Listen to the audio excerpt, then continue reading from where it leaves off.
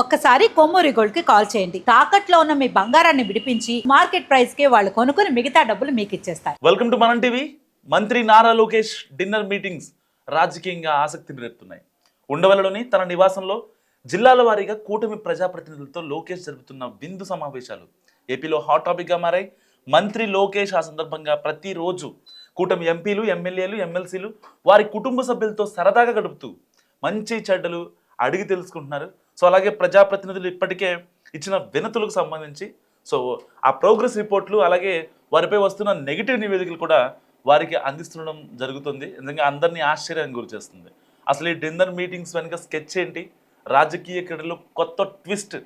ఆంధ్రప్రదేశ్ రాజకీయాల్లో ఇప్పుడు ఒక అంశం హాట్ టాపిక్గా మారింది. తిరుమల లడ్డు వ్యవహారం and budget, Ambati Rambabu arrest వ్యవహారం కంటే ఇప్పుడు ఆ అంశం పొలిటికల్ సర్కిల్స్లో ఆసక్తికర చర్చలు తెరలేపుతుంది.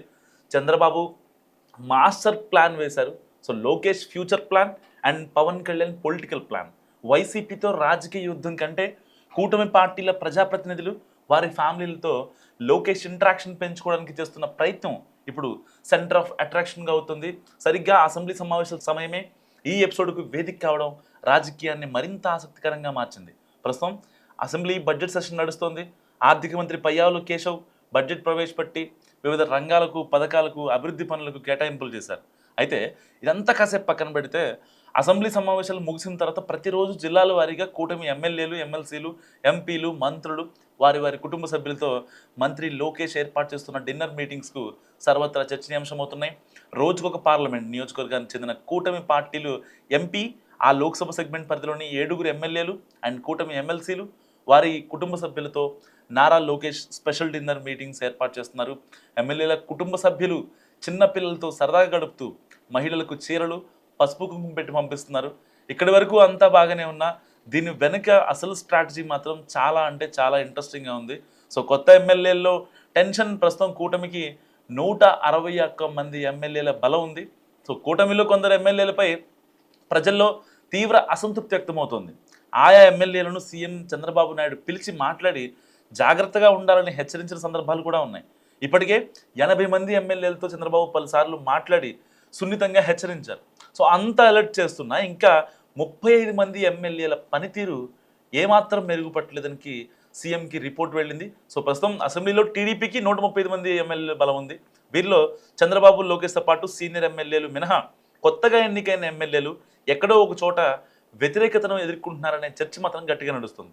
సో 135 మందిలో దాదాపుగా 35 నుంచి 40 మంది ఎమ్మెల్యేల వ్యవహారం బాలేదని సీఎంకు అందిన రిపోర్టులో తేలుతోంది. ముఖ్యంగా తిరువూరు ఎమ్మెల్యే కోలికపూడి శ్రీనివాస్ వంటి వారు అధిష్టానానికి తలనొప్పిగా తయారయ్యారు.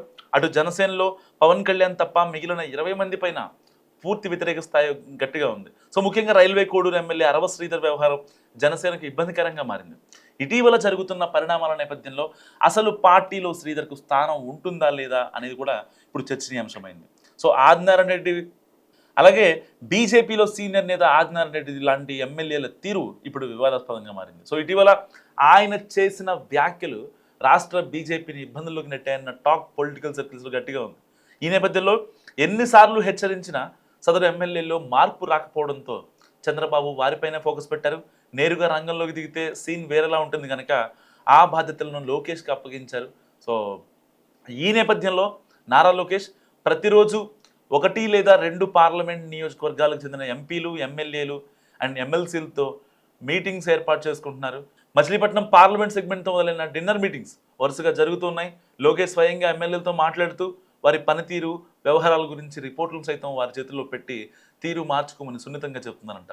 సో ఇదిలా ఉంటే లోకేష్ డిన్నర్ మీటింగ్స్ వెనుక మరో యాంగిల్ కూడా ఉంది.